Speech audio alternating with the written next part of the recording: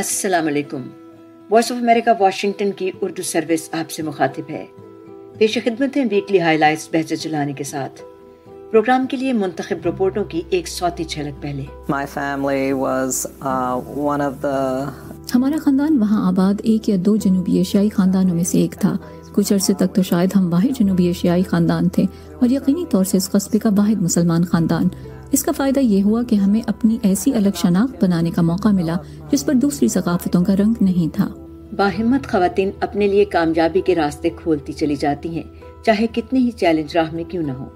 आज एक ऐसी ही खातून से मुलाकात कराएंगे।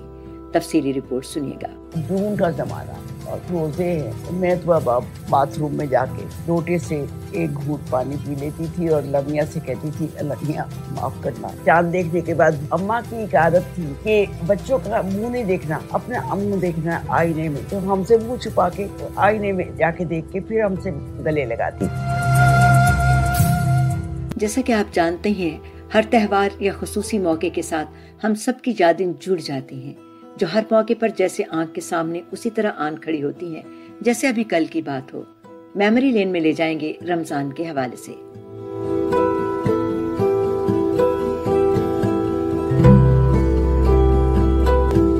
ये वॉइस ऑफ अमेरिका वाशिंगटन की उर्दू सर्विस है। आप वीकली हाइलाइट्स सुन रहे हैं। प्रोग्राम की पहली रिपोर्ट से आगाज करते हैं। कभी आपने गौर किया कि खवातीन को हरासा करने, डराने धमकाने या फिर उन पर तशद्दुद की मुख्तलिफ सूरतों को रोकने के लिए क्या चीज सबसे अहम है? माइंडसेट, वालिदैन की तरबियत, या फिर ऐसे ज़हनी मसाइल जो नज़रअंदाज हो जाते हैं और उनका शिकार अफराद बिला किसी जवाज़ या फहम के ऐसे काम कर जाते हैं जिनके असरात बहुत शदीद हो सकते हैं, न सिर्फ उनके अपने लिए बल्कि उनके लिए भी जिनको निशाना बनाया गया। गौर जरूर कीजिएगा, क्योंकि अब हम एक ऐसी रिपोर्ट पेश करने वाले हैं जो इन सारे सवालों का ही जवाब चाहती है। आप सबको याद होगा, न्यूयॉर्क के एक पाकिस्तानी घराने से ताल्लुक रखने वाली 23 साला नाफे इकराम को 1 साल पहले उनके घर के सामने तेजाब के हमले का निशाना बनाया गया, लेकिन हमलावर की शनाख्त आज भी नहीं हो सकी। नाफे और उनके वालिदैन इंसाफ के मुंतजर तो हैं, लेकिन नाफे इस हादसे से एक नई हिम्मत और सोच लेकर उभरी। उनकी कहानी जानते हैं आयशा इरफान की रिपोर्ट। वो चाहते हैं कि आप खुद से नफरत करें, खुद को बदसूरत तस्वुर करें और इस पर शर्मिंदा हों, मगर आप ऐसा मत होने दें, क्योंकि अगर आपने ऐसा होने दिया तो जिसने भी ये किया है वो जीत जाएगा। न्यूयॉर्क के इलाके लॉन्ग आइलैंड में एक पाकिस्तानी खानदान से ताल्लुक रखने वाली 23 साला नाफिया इकराम को मार्च 2021 में उनके अपने घर के सामने तेजाब के हमले का निशाना बनाया गया। क्यों और किसने, ये अभी तक एक मुअम्मा है। नाफिया जो प्री मेडिकल की तालिबा हैं, उस रात एक मुकामी फार्मेसी में अपनी मुलाजमत से वो घर वापस पहुंची ही थी कि घर के बाहर खड़े एक शख्स ने इन पर बैटरी एसिड फेंक दिया। वो मेरे चेहरे पर कुछ फेंक कर भाग गए और मैंने अपनी आंखें बीच ली। जब मैंने आंखें खोली तो वो जा चुके थे। मैंने सोचा ये क्या हुआ, मुझे लगा किसी ने मेरे साथ मजाक किया है और मेरे चेहरे पर कोई जूस फेंक दिया है। लेकिन चंद सेकंड बाद जब मुझे जलन शुरू हुई तो मैं डर गई। मैं तेजी से घर के अंदर की तरफ भागी, जहाँ किचन में मेरे वालिद खड़े थे। मुझे राइट वे समझ आ गया, इसलिए कि उसके शोल्डर से ब्लीडिंग हो रही थी। तो मैंने कहा तेरे ऊपर तो किसी ने तेजाब डाल दिया है। उसी वक्त मैंने स्क्रीमिंग शुरू कर दी है। अपनी वाइफ को कहा कि पुलिस को कॉल करो। मैं तेजी से किचन की तरफ भागी और मैंने देखा कि मेरी बेटी वहाँ खड़ी है और इसके चेहरे का रंग सुरमई हो चुका था, राख सा सुरमई। मैंने इसे बाथटब में डाला और इसके कपड़े उतारने लगी। मेरे अपने हाथ भी जल गए थे, जो कि अब ठीक हो चुके हैं। उन्होंने मेरा चेहरा अपने हाथ में ले लिया और रोने लगी। मेरे खुदाया, मेरी खूबसूरत बेटी। मैं इसका चेहरा धो रही थी और इसके मुंह से लुआब बहने लगा। उसकी जबान सूज गई, उसकी सांस की नाली बंद होने लगी थी। इस हादसे के बाद नाफिया की जान तो बच गई, मगर वो अपनी दाहिनी आंख की 90% बीनाई खो चुकी हैं। इनकी खुराक की नाली को सर्जरी के जरिए बहाल किया गया और इसका इलाज जारी है। नाफिया के चेहरे के खदोखाल और दीगर आज़ा की बहाली के लिए अगले 2 साल तक इन्हें कई सर्जरी से गुजरना होगा। मैं कुछ भी निगल नहीं पाती थी। पुडिंग और दही जैसी चीजें भी गले से नहीं उतरती थी। मेरे होंठ जख्मों की वजह से मेरी नाक को छूने लगे। देखें, मैं अपना पूरा मुंह भी नहीं खोल सकती। इस सब को काट कर मेरे कूल्हों से जिल्द लेकर मेरे मुंह के गिर्द लगाई। उन्होंने मेरे कंधों में इम्प्लांट्स डाले हैं। इसका मकसद ये है कि मेरी जिल्द को मुसलसल खींच के रखा जाए ताकि इससे इजाफी जिल्द बने, जिससे मेरे मुतासरा आसाब और जिल्द की जगह नए नर्व्स और टिश्यू लगाए जा सकें। इस सब के बावजूद नाफिया ने इस हादसे को अपने रास्ते की रुकावट नहीं बनने दिया और तालीम का सिलसिला दोबारा शुरू कर दिया। इसके बाद सब कुछ बदल गया। मैं अब काम पर नहीं जा सकती। तालीम हासिल करना भी बहुत मुश्किल हो गया है, मगर मैंने हिम्मत और इस्तिकामत से काम लेने की ठान ली है, और जिसने मेरे साथ ये सब किया मैं उसे कामयाब नहीं होने दूंगी। मुझे जो बनना है बनकर दिखाऊंगी। अगरचे ये मुश्किल है, मगर मैं जानती हूँ कि ये सब आर्जी है और मुझे जहाँ पहुँचना है इंशाल्लाह मैं वहाँ पहुँचूंगी। नाफिया के इलाज के अखराजात में मदद के लिए इनके एक हमसाये ने गो फंड मी पेज के जरिए रकम जमा करने का सिलसिला शुरू किया। मशहूर सेलिब्रिटी शेफ पद्मा लक्ष्मी ने भी हमला आवर की शनाख्त और नाफिया के खानदान की माली मदद के लिए एक वीडियो अपील इंस्टाग्राम अकाउंट पर अपने 10 लाख से ज्यादा फॉलोअर्स से शेयर की, जिसके बाद नाफिया को मिलने वाली कम्युनिटी सपोर्ट में खासा इजाफा हुआ। तरक्की पजीर ममालिक के बरक्स अमेरिका में तेजाब के हमले के वाकयात बहुत कम सुनने में आते हैं। नाफिया पर हमले को 1 साल गुजर चुका है, मगर पुलिस अभी तक हमला आवर का सुराग नहीं लगा पाई। इसे फिलहाल नफरत पर मबनी जुर्म करार नहीं दिया गया। अब ये केस मुकामी पुलिस की बजाय FBI के पास है और हमला आवर की शनाख्त करने वाले के लिए $40,000 का इनाम भी है। नाफिया और इनके वालिदैन मुजरिम के ना पकड़े जाने के सबब ज़हनी दबाव का शिकार हैं। मुझे हर रोज दर्द महसूस होता है। ये दर्द और मेरा चेहरा एक तरह की याद दहानी है कि किसी के तेजाब फेंकने की एक वजह ये है कि ये आपको दागदार कर देता है। रोज याद दिलाता है कि आपके साथ क्या हुआ। अगर मैं घर से बाहर हूँ तो मुझे बहुत इस्तराब और बेचैनी रहती है। जब पता लग जाए कि ये किसने किया है, ये भी समझ आ जाएगा कि क्यों किया या उनके जहन में क्या था, तो मेरे ख्याल में ये मेरे और मेरे वालिदैन के लिए बहुत जरूरी है।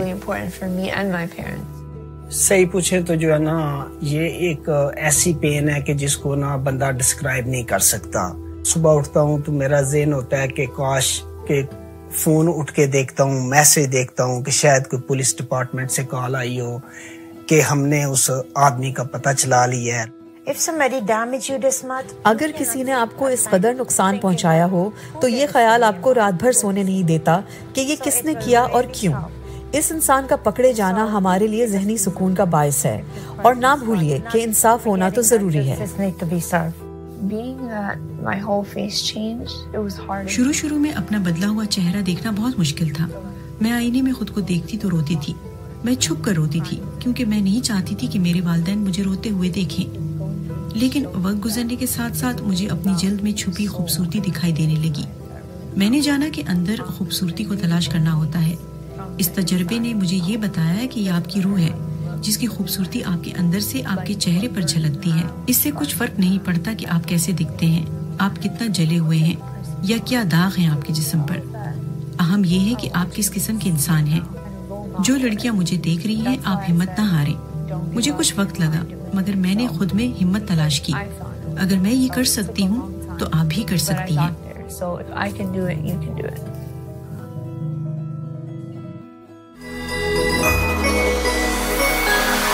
वॉइस ऑफ अमेरिका वाशिंगटन से आप सुन रहे हैं वीकली हाइलाइट्स बहजत जलानी के साथ।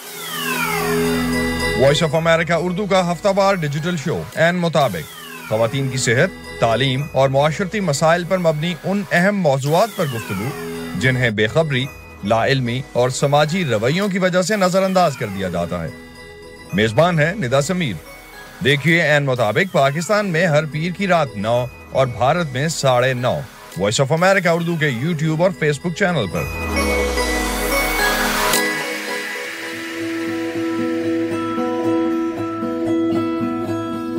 ये वॉइस ऑफ अमेरिका वाशिंगटन की उर्दू सर्विस है। वीकली हाइलाइट्स आपके लिए पेश की जा रही हैं। आज के इस तरक्की याफ्ता और जदीद दौर में भी ख़वातीन को सिन्फ़ी अदम मसावात, तासुब और इम्तियाजी सलूक का सामना करना पड़ता है।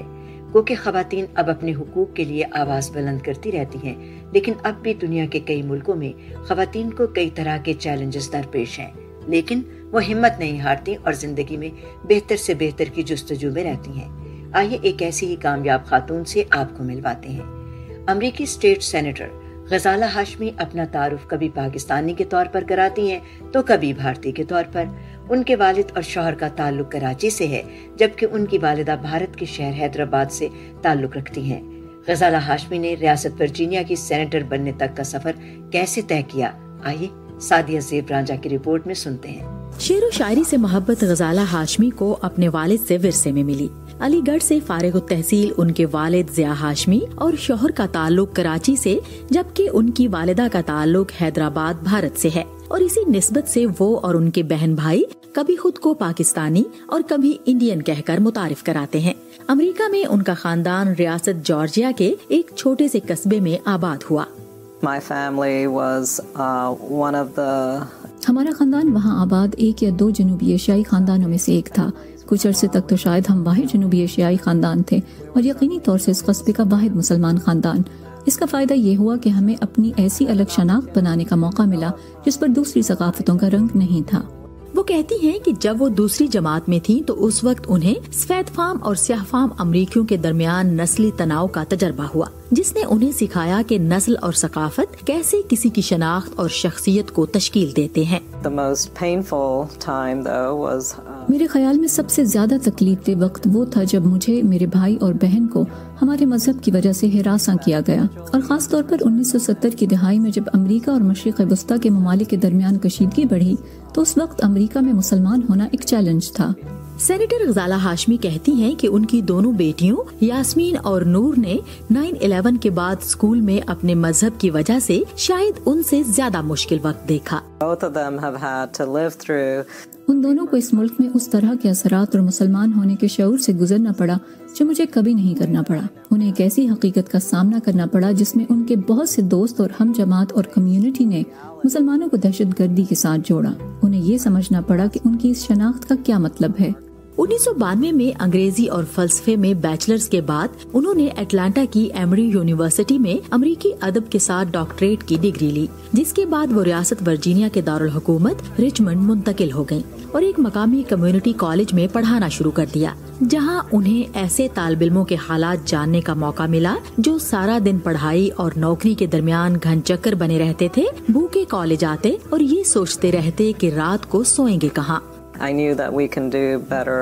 میں جانتی تھی کہ ہم اپنی پالیسیوں میں تبدیلی لا کر بہتر کارکردگی کا مظاہرہ کر سکتے ہیں۔ پھر میں نے اعلیٰ تعلیمی پالیسیوں اور سماجی پالیسیوں کو دیکھنا شروع کیا کہ اپنے ارد گرد کی زندگیوں کو بہتر بنانے کے لیے ان میں کہاں تبدیلی لانے کی ضرورت ہے۔ بس یہی چیز میرے لیے تحریک اور سیاست کے سفر کا آغاز بنی۔ سیاست میں قدم رکھنے کے بعد وہ تعلیم اور خاص طور پر رہائش کے مسائل پر قانون سازی کرانے میں کامیاب رہی ہیں۔ وہ سمجھتی ہیں کہ کووڈ کے دوران گھروں کے رینٹ ریلیف پروگرام کو ریاست ورجینیا میں لانا ان کی جیت تھی، جو باقی ریاستوں کے لیے بھی ایک ماڈل بنا۔ لیکن وہ سمجھتی ہیں کہ خاندانوں کو درپیش مسائل اور پریشانیوں پر عورت سے بہتر کوئی بات نہیں کر سکتا۔ It's a challenge to be a woman in any capacity. کسی بھی کام اور حیثیت میں عورت ہونا ایک چیلنج ہے، جو کہ میرے خیال میں کسی ایک ملک نہیں پوری دنیا میں ایک حقیقت ہے۔ یہاں ورجینیا کی جنرل اسمبلی میں ہم صنف کے لحاظ سے اب بھی انتہائی اقلیت میں ہیں، ہمیں اس میں بہتری لانے کی ضرورت ہے۔ سینیٹر ہاشمی سمجھتی ہیں کہ ہمیں دوسروں سے اپنا آپ منوانے سے پہلے خود کو یہ باور کرانا ہے کہ ہم بھی اتنے ہی امریکی ہیں جتنے ہمارے ہم وطن باقی امریکی، کیونکہ امریکہ اپنے اندر اتنی وسعت رکھتا ہے کہ وہ سب ثقافتوں اور مذاہب کو اپنے اندر ضم کر سکے۔ وہ کہتی ہیں کہ امریکی ہونے کا مطلب اپنی ثقافتی شناخت یا مذہب کو مسترد یا ترک کرنا نہیں ہے، بلکہ اس کا مطلب ہے کہ آپ اس شناخت کو اس قومی منظرنامے میں لا رہے ہیں، اور اگر ہم اس ملک میں اپنے آپ کو باہر والوں یا غیر ملکیوں کے طور پر دیکھتے رہیں گے تو ہمارے ارد گرد کے لوگ بھی ایسا ہی کرتے رہیں گے، اور اس لیے ہمیں اس امریکی شناخت کا دعویدار بننا ہوگا۔ Sadia Zeb Ranjha, voice of America, Richmond, Virginia. Weekly highlights آپ سن رہے ہیں وائس آف امریکہ واشنگٹن کی اردو سروس سے۔ ماہ رمضان کے ساتھ بہت سی روایات بھی جڑی ہوتی ہیں۔ سحری کے کھانوں سے لے کر افطاری تک گھروں میں خصوصی ماحول نظر آتا ہے۔ افطار تقریبات کا اہتمام بھی کیا جاتا ہے۔ دوست احباب اور عزیز و اقارب مل کر یہ محفلیں سجاتے ہیں۔ مساجد اور ہمساؤں کے ہاں ٹریز میں کھانے پینے کی اشیاء سجا کر لے جانا بھی انہی روایتوں کا حصہ رہا ہے۔ وائس آف امریکہ نے رمضان کے مقدس مہینے سے جڑی ہماری ان یادوں کو دہرانے اور میموری لین کا چکر لگانے کا موقع دیا۔ معروف شخصیات رمضان کی اپنی یادوں کے بارے میں کس طرح سے سوچتے ہیں، ان دنوں کو کیسے یاد کرتے ہیں، آپ ہماری ویب سائٹ پر دیکھ سکتے ہیں۔ اور آج ہم پوڈ کاسٹ میں شامل کر رہے ہیں ایسی ہی ایک یاد۔ اماں کی عادت تھی کہ رمضان کا چاند دیکھنے کے لیے وہ بچوں کا منہ نہیں دیکھتی تھی، پہلے آئینے میں اپنا چہرہ دیکھتی اور پھر ہمیں گلے لگاتی تھی۔ گرمیوں کے روزوں میں اسکول سے واپس آ کر باتھ روم میں لوٹے سے پانی پی لیتی تھی۔ یہ ہیں معروف شاعرہ کشور ناہید کی رمضان کی یادیں۔ تفصیلی رپورٹ پیش خدمت ہے۔ جون کا زمانہ اور روزے ہیں، میں تو اب باتھ روم میں جا کے لوٹے سے ایک گھونٹ پانی پی لیتی تھی اور لمیاں سے کہتی تھی اللہ میاں معاف کرنا۔ چاند دیکھنے کے بعد اماں کی ایک عادت تھی کہ بچوں کا منہ نہیں دیکھنا، اپنا منہ دیکھنا آئینے میں، تو ہم سے منہ چھپا کے آئینے میں جا کے دیکھ کے پھر ہم سے گلے لگاتی تھی۔ دیکھیے رمضان گزرنے سے پہلے جو شام ہوتی تھی نا چاند دیکھنے کی، وہ بہت خوبصورت ہوتی تھی کہ سب اماں ابا بہن بھائی سب چھت پہ چڑھے ہوئے ہیں اور اشارہ ہو رہا ہے کہ چاند وہ ہے، اور پھر چاند دیکھنے کے بعد دعا مانگنا، اور پھر دعا مانگنے کے بعد اماں کی ایک عادت تھی، پرانی پڑھی ہوئی تھی انہوں نے، کہ بچوں کا منہ نہیں دیکھنا امیڈیٹلی بعد، اپنا منہ دیکھنا آئینے میں، تو ہم سے منہ چھپا کے آئینے میں جا کے دیکھ کے پھر ہم سے گلے لگاتی تھی۔ پہلی بات تو یہ۔ دوسری بات یہ کہ رمضان میں بہت سے نئے کپڑے ملتے تھے، کیونکہ کہا جاتا تھا کہ رمضان میں جو پہنا جائے گا وہ بے حساب ہوگا، تو اس لیے وہ بے حساب رہتا تھا۔ شعری میں یہ تھا کہ ایک تو ڈھول بجانے والے آتے تھے، ایک گانے والے آیا کرتے تھے، پورے کی پورا طائفہ، اور بہت اچھا بہت خوبصورت لے کے ساتھ وہ گایا کرتے تھے، اور وہ اٹھایا کرتے تھے، اور پھر بعد میں عید پہ وہ لینے آتے تھے اپنا نوتا، تو یہ ہوتا تھا۔ لیکن اماں اٹھا دی تھی، اور پھر اماں کے اٹھانے کا یہ تھا کہ آواز دے دی، ہر ایک کوئی 10 منٹ بعد 15 منٹ بعد اٹھ کے آ کے ناشتہ کرنے لگے، وہ روزہ رکھنے لگے، سب ہو گیا۔ اور پھر افطاری کے وقت ایک تو وہ ہوتا تھا جس کو کہتے تھے، کوئی ڈھول نہیں بجتا تھا، گولا چھوڑا جاتا تھا جس کی آواز آتی تھی اس سے، کیونکہ ریڈیو عام نہیں تھا، ٹیلی ویژن کا سوال ہی پیدا نہیں تھا، اذان بعد میں ہوتی تھی، کیونکہ پہلے تو روزہ کھولتے تھے تو اذان ہوتی تھی، تو گولا چھوڑا جاتا تھا، اس کے اوپر اس آواز کے اوپر سب حضور کے ساتھ روزہ کھولا، اور اس کے بعد جو افطاری ہے وہ کھائی گئی، اور افطار کے لیے کوئی حد نہیں ہوتی تھی، پھلکیاں ہے، دال ہے چنے کی بھنی ہوئی، پکوڑے ہیں، سموسے ہیں گھر کے بنے، اس زمانے میں کوئی بازار کی چیز نہیں ہوتی تھی، یہ سب چیزیں ایک تھالی بڑی بن کے مسجد میں جاتی تھی۔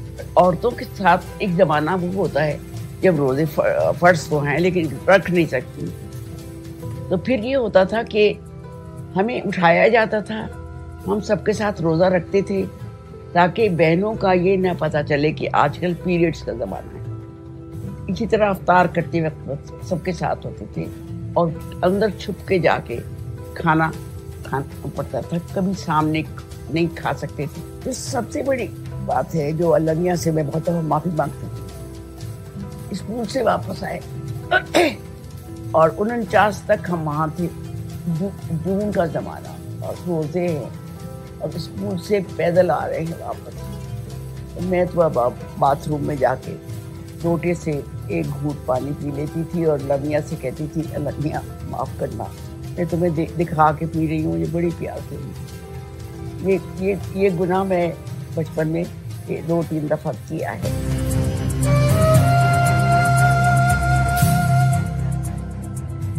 اور اس کے ساتھ ہی وائس آف امریکہ کی اردو سروس سے بہجت کو weekly high lights pod cost ختم کرنے کی اجازت دیجیے۔ آپ سے ملاقات ہوگی آئندہ ہفتے، اپنا خیال رکھیے گا۔